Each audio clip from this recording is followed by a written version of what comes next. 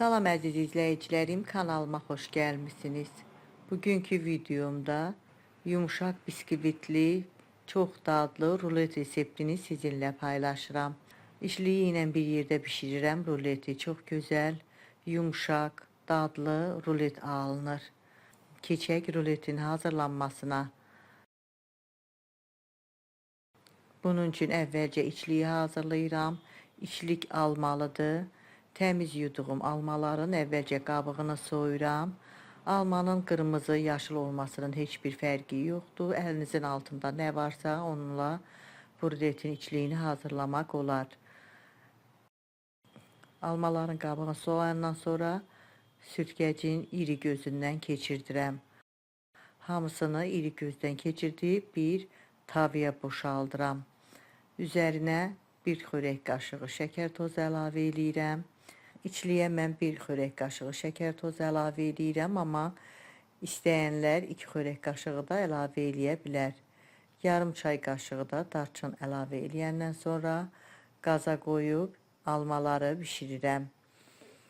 Ara sıra qarışdırıram. Əvvəlcə almalar suyun salır, sonra suyu çəkilib hazır olana qədər bişirirəm.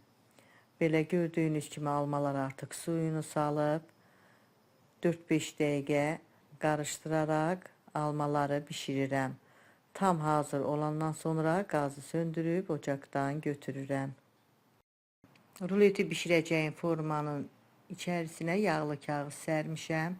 İçlik biraz soğuyandan sonra tam da soyumur, elə hamısını formanın içinə əlavə eləyirəm. Spatula ilə hər yerinə eyni gələcək şəkildə yayıram. Onu da qeyd edeyim ki, istifadə elədiyim formanın ölçüsü 32-nin 36 santimetrədir. İçliyin üstündən spatula ilə hamarlayıram ki, hər yerdə hündürlüyü eyni olsun. İçliyi yayıb qoyuram bir kənara, keçirəm biskviti hazırlamağa.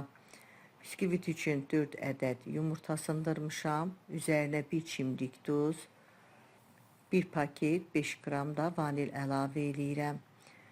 Əvvəlcə yumurtaları mikserlə biraz üstündə köpüklər əmələ gələnə qədər qarışdırıram. Şəkər tozunun hamısını birdən əlavə eləmirəm. Biskvit üçün 7 xörək qaşığı şəkər tozu götürmüşəm. Şəkər tozunun hamısını birdən əlavə eləmirəm. Elə mikseri dayandırmadan 2 dəfədən hissə-hissə əlavə eləyib qarışdırıram. 3-4 dəqiqə həcmi artıb ağarana qədər yaxşı-yaxşı mikserlə qarışdırıram. Rulet üçün istifadə elədiyim ərzaqların ölçülərini videomun açıqlama bölümündə də qeyd eləyəcəm. Başqa bir qabda un götürmüşəm 160 qram. Qaşığına təxminən 8 xörək qaşığı un eləyir. Üzərinə 1 paket 10 qram qabartma tozu əlavə eləyib qarışdırıram. Un qarışımının hamısını ələyə töküb ələkdən keçirdirəm. Onu da ələyəndən sonra biraz qarışdırıram. Sonda xəmirin üzərinə 200 ml stəkanın başından bir barmaq əksik süd əlavə eləyirəm. Bu da qaşıqla təxminən 12-13 xörək qaşığı süd eləyir. Südü də qaba əlavə eləyəndən sonra ərzaqların hamısını mikserlə biraz qarışdırıram. Belə gördüyünüz kimi çox da qatı olmayan bir xəmir alındı. Hazırladığım xəmirin hamısını içliyin üstündən formaya əlavə eləyirəm. İçliyin açıq qalan hissələrini xəmirlə örtürəm. Xəmiri spatula ilə ortadan kənarlara doğru yayıram ki, bişdikdən sonra hər tərəfdə biskvitin hündürlüyü eyni olsun. Bu qaydada hazırlayandan sonra 1-2 dəfə masaya çırpıram, havası çıxır. 180 dərəcəlik sobada 20-25 dəqiqə bişirirəm. Biskvitim artıq bişib sobadan çıxartmışam. Formanın içərisindən çıxardıram. Üstünə də bir yağlı kağız sərib tərs çevirirəm. Tərs çevirəndən sonra içliyin üstündə olan kağızı açıb çıxardıram.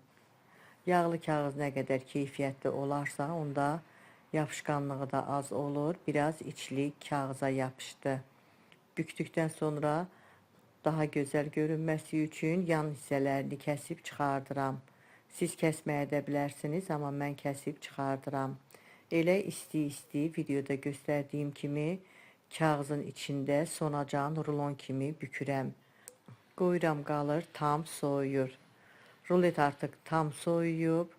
Belə gördüyünüz kimi çox gözəl rulet alınıb. Üzərini istədiyiniz kimi bəzəyə bilərsiniz. Mən elə sadəcə şəkər pudrası səpirəm. Rulet artıq demək olar ki, tam hazırdır. Artıq doğrayıb çay süfrəsinə vermək olar. Kəsək görək içərisi necə alınıb. Yumuşaq biskvitli, almalı, çox gözəl bir rulet alınıb. Çox rahatlıqla da bükmək olur, heç bir qırılma olmur. Çox gözəl bir rulet reseptidir. Siz də hazırlayın, hazırlayacaq olan hər kəsə öncədən nuş olsun deyirəm. Əgər bu videomda sizin üçün faydalı oldusa, izlədikdən sonra bəyən düyməsini basmağı, dostlarınızla paylaşmağı, öz fikirlərinizi şərh bölümündə mənimlə bölüşməyi unutmayın. Sağ olun, yeni videolarda görüşənədək.